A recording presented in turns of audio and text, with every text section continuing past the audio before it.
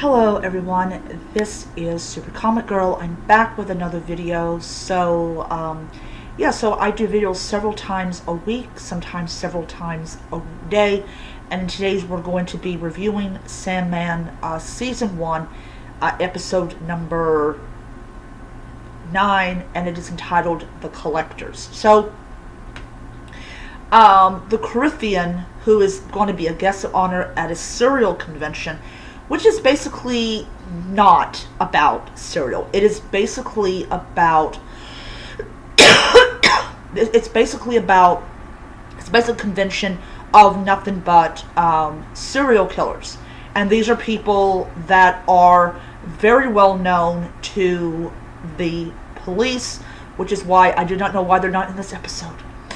So, in the previous episode, Dream and the librarian kind of got into a little bit of an argument over the destruction or the removal of one of the three citizens of the Dreaming that did not come back when he reappeared. So what happens is they're trying, he's trying to figure out what the heck is going on, and he thinks he can do it by himself. He ends up needing his support system, which is the librarian and the pumpkin and the raven and all that. What we also discover in this episode is that if you conceive a child in the Dreaming, which is extremely, extremely rare, the child automatically belongs to Morpheus. So what happens is Rose's adopted mother gets pregnant by the ghost of her husband, and the child is a citizen of the Dreaming. So at some point down the road, Morpheus will come to collect the child, because the child is a citizen of the Dreaming. So the child is not going to be normal by any stretch of the imagination, and because there are rules and everything.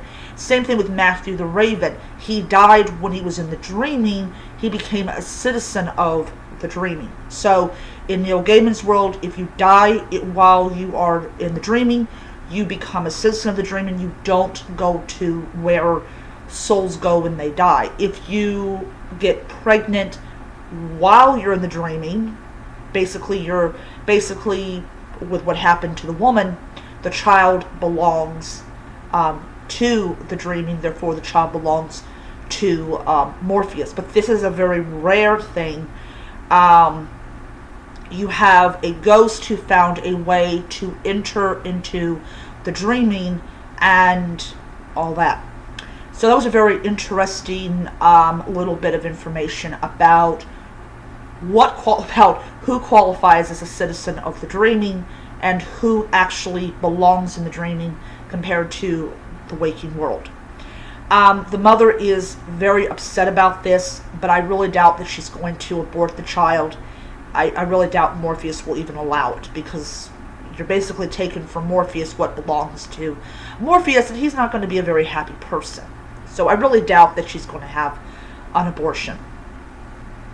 So you have these rules that they go. So let's go back to the serial killer convention, also known as the Serial Convention, which is so weird. So they have these rules about, you can't kill people at the hotel. You gotta wait till you're 200 or 300 miles away before you can go back to what you're doing. They actually break the rules. The person in charge of the convention, the woman, and of course the Corinthian, actually breaks the rule by killing this guy who is either he hasn't gotten to the number to be a serial killer. I don't know if he actually is a killer, but yeah. So everybody that's in that room are serial killers. It's a creepy, weird, twisted world that Neil Gaiman actually presents to us. We also find that Jeb he doesn't quite understand, like, okay, why in the world do I got to stay in my room? The Corinthian is actually doing it for his protection, because he knows the others will break the rules and kill the child, and he doesn't want the child killed until he can get his hands on Jeb's sister.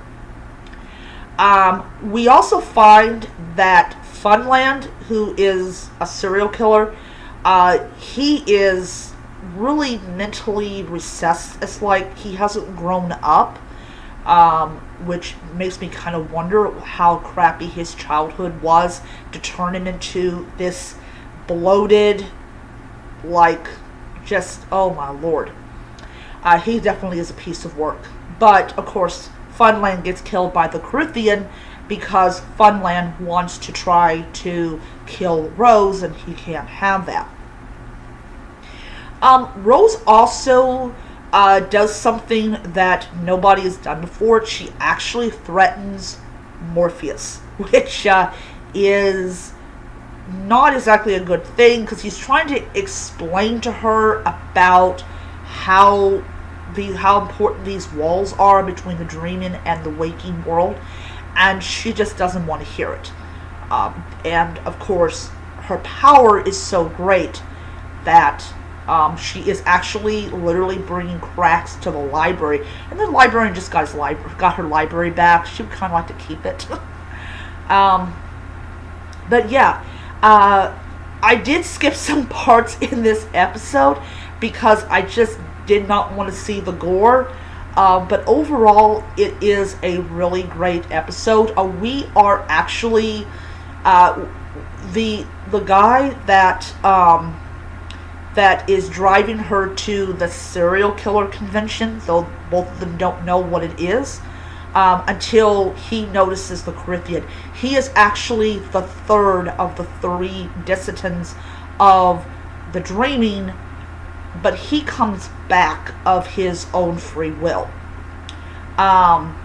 He's something green or green something, and Stephen Fry plays him wonderfully.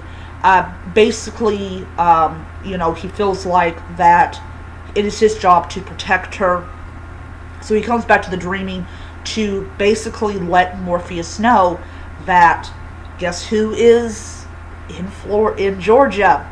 The Corinthian. So he does a very valuable service to Morpheus. He also explains why he left, because he wanted to see what the waking world was like, and he absolutely loves it because it has tea, and he likes tea. It has books. He likes his books. He's a very cool guy. I like Stephen Fry. Stephen Fry is such a